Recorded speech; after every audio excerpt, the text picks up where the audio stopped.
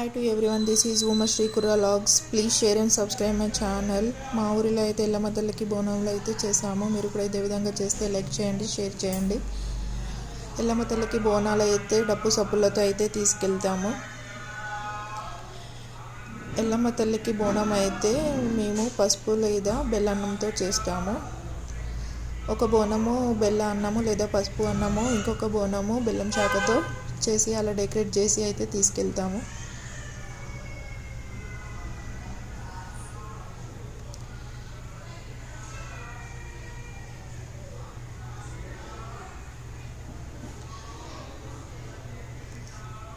ఎల్లమ్మ తల్లి బోనాలు అయితే 1 ఇయర్కి ఒకసారి అయితే ఇలా చేస్తాము ఫ్రెండ్స్.